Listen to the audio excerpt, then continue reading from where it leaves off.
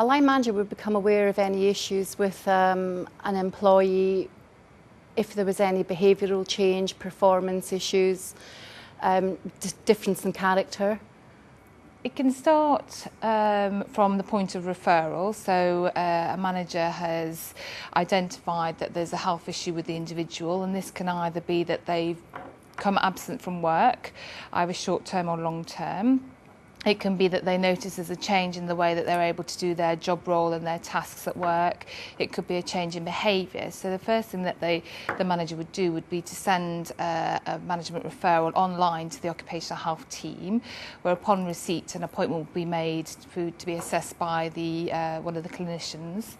I think line managers should be mindful that when they're talking to employees about health issues, that it is from a colleague to colleague perspective and not as a friend to friend.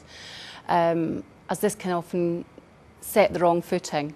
I think it's important to remain professional, and then you gain the trust and confidence that will then allow the employee to engage and communicate openly with you about the health issue. There may be some situations where an employee finds it difficult to discuss their health condition with the line manager. It's therefore reasonable for the line manager to ask the individual if they're comfortable discussing the condition. If not, they can always ask another line manager to come into force, or they can be referred directly on to occupational health without having to disclose the health issue with the line manager directly. A line manager should think when approaching an employee about a health or wellbeing issue is the first thing to not be afraid to address the issue. It's about opening up dialogue, it's about sensitivity when you're talking to your employee, it's about having the conversation in the appropriate place, so a time when it's private, that the employee's got time to speak and feel secure that they can disclose issues that are going on in their life.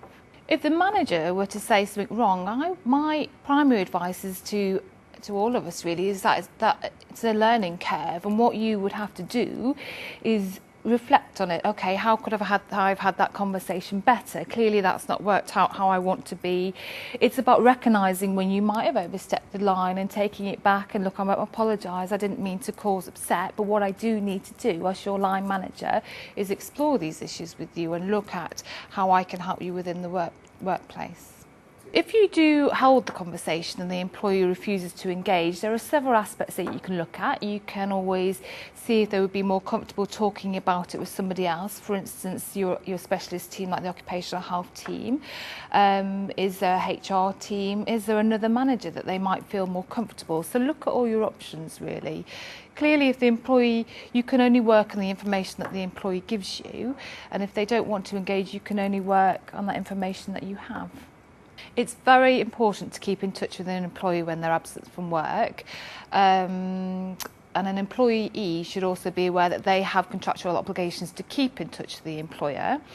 You should open up the initial point of contact, what we advise is the first day of absence, and from there you can ascertain the reason for their absence, and going forward, when appropriate, points of contact would be made, and this helps with discussions about what other advice that you might need to be looking at.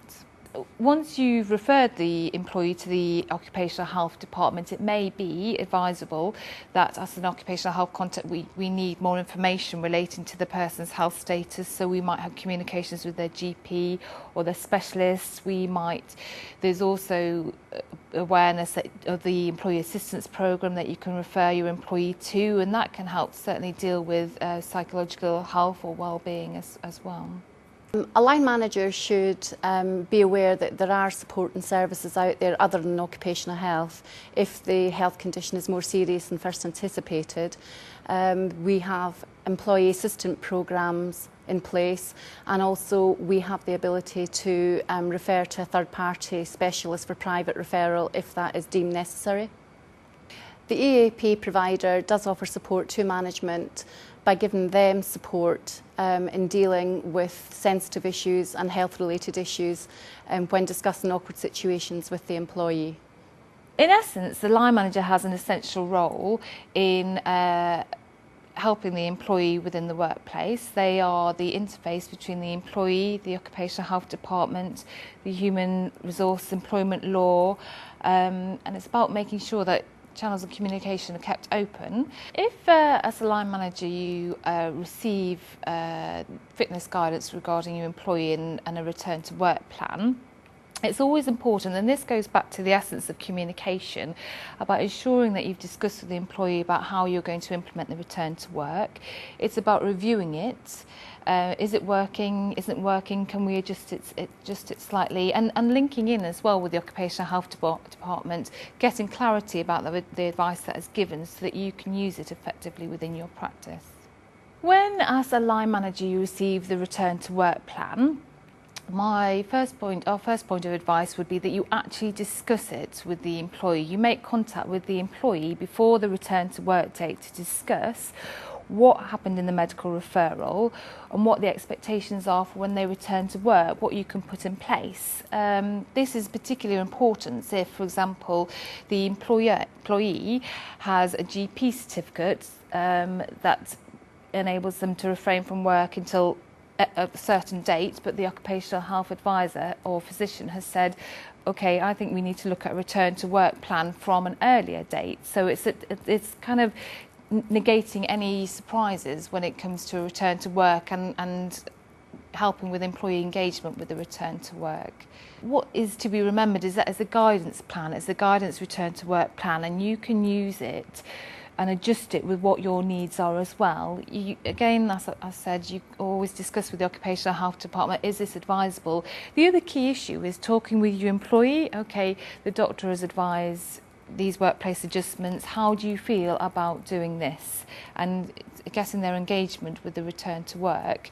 With regards to what a line manager should say to the rest of the team, again, you have to deal with this on a case-by-case basis. You might find it's with the employee's consent, if it's something that they consent to, you might want to have a discussion with the rest of the team, about why this individual needs just some extra support or adjusted hours for this period. But if actually the employee does not want it disclosed or is quite uncomfortable with the discussion with the team, you just have to say to the rest of the team, look, I have to respect the rights of the individual not to disclose this. Return to work plans are beneficial, however they're not set in stone, they're not rigid, and it is important that the line manager recognises this, and if the plan is flawed in any way or the employee doesn't manage to maintain the return to work plan as agreed in the initial report, the manager can then ask the occupational health department to review the situation again so that the employee can be reassessed. It's beneficial for everyone to be involved, including the line manager, HR business partners and the occupational health department, if there is a return to work plan that is going to be slightly more complex than normal.